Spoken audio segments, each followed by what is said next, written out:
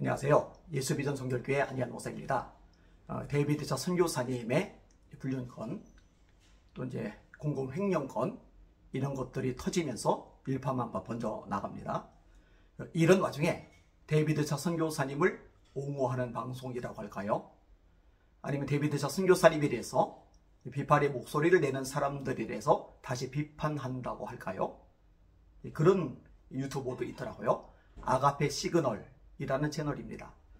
아가페 시그널이라는 채널을 운영하는 분이 목사님이신지 전도사님이신지 모르겠어요. 젊어 보이시더라고요. 아마 평신도일 수도 있고요. 어떤 목사님이든 전도사님이든 평신도든 이제 상관은 없습니다. 그런데 좀 우려되는 부분들이 있어서 이것을 좀 알릴 필요가 있겠다 생각이 들었어요. 안 그러면은 이게 좀 문제가 좀 되겠다 싶더라고요. 자, 이분의 논리는 이겁니다. 죄 없는 자가 돌로 쳐라. 이제 용서해야 되는 거 아니냐. 이런 것이 7번까지도 용서하라고 예수님이 말씀하셨다. 예수님이 용서하라고 말씀하셨는데 용서하지 않는 게 문제다. 그게 거짓 선지자다. 뭐 이런 식의 논리로 전개를 해나가고 있더라고요.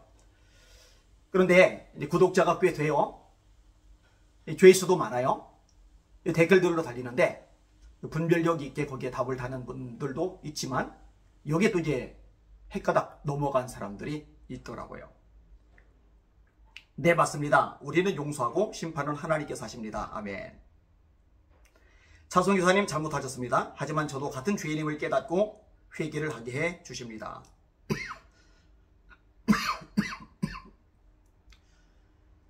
용서하기는 어렵지만 주님이 용서하라 명령하셨으니 말씀에 순종합니다.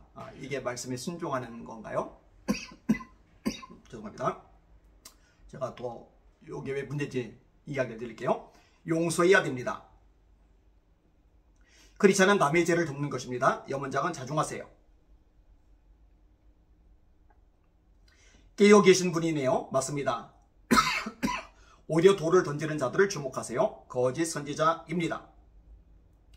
마귀는 정죄하고 주기를 들고 하나님은 용서합니다. 우리는 겸손해야 하고 데이비드 차님이 살려야 합니다.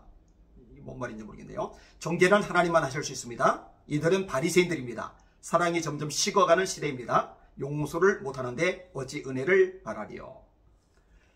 성경도 인용하더라고요. 세례서 불법의 성함으로 많은 사람의 사랑이 식어지리라. 그 다음 절이 그러나 끝까지 견디는 자는 구원을 얻으리라. 이게 참 문제가 있는 거예요. 바울 사도가요, 용서를 말하죠. 사랑을 말하죠. 사랑은 오래 참고 모든 것을 참으며 모든 것을 견디느니라. 피차 용납하라. 근데요, 이 바울 사도가 용납하지 않는 게 있어요. 그게 이제 진리냐 비진리냐 여기에 이제 걸리면은 용납이 안 되는 거예요. 우리나 혹 하늘에서 내려온 천사라 할지라도 우리가 너에게 전한 복음 외에 다른 복음을 전하면 저주를 받을지어다. 제가 얘기하는 것을 알아들으면 좀 분별이 될 텐데요. 이 글을 잘 못 알아듣는 것 같아요. 이거는 단순히 불륜 문제를 얘기하는 게 아니에요. 말씀에서 어긋났기 때문에 그래요. 왜 말씀에서 어긋났느냐? 이 부분은 제가 여러 차례 다뤘기 때문에 더 이상은 다루지 않겠습니다. 그리고 진리냐 비진리냐 이 문제가 아니라면요, 이렇게까지 말할 필요가 없는 거예요. 근데 진리냐 비진리냐 이 부분에 대해서 회개를 했느냐? 아니거든요. 마지막 신호라는 책부터 시작해가지고 제가 그것을 조목조목 분석해서 글을 썼던 것을 또 방송으로 내보냈으니까 데이비드차 아니만 두 개의 이름을 같이 검색하면은 제가 올린 영상들이 뜰 겁니다. 거기에 다 나와요. 성경적으로 조목조목 제가 분석을 해서 올렸습니다. 그걸 확인을 해보시면 됩니다.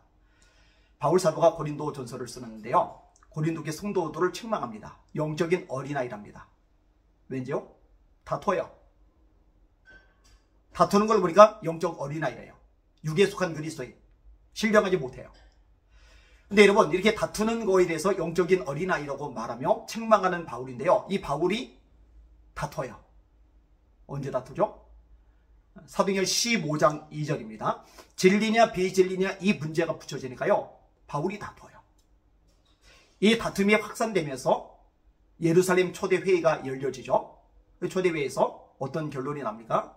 목매어 죽인 것, 피, 우상, 음행, 이 네 가지만 이방인들이 조심시키자.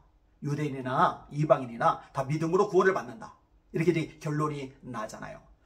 아니 본인은 사랑을 말하면서, 아니 본인은 용서를 말하면서, 아니 본인은 오래 참으라고 말하면서, 아니 왜 오래 참지 않죠?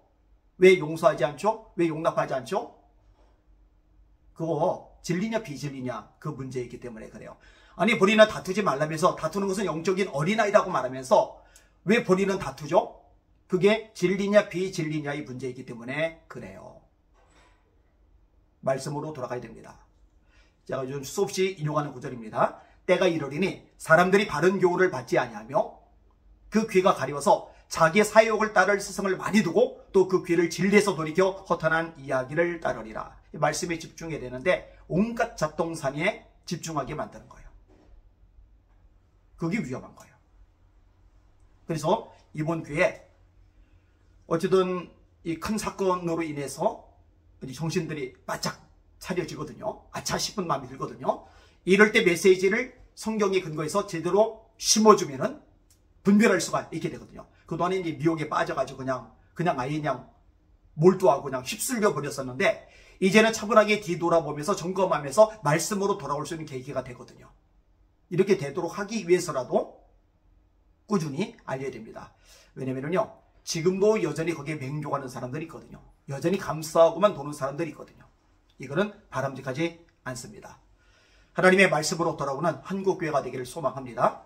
이거를 누구를 이렇게 죽이려고 그런 짓 안 합니다. 마음 불편해요. 뭐라 그런 짓 합니까? 그런 자원이 아니거든요. 한국교회가 하나님의 말씀으로 돌아가야 됩니다. 그게 살 길입니다. 뭐 정치적인 변화 필요하죠. 수많은 법 개정되는 거 필요하죠.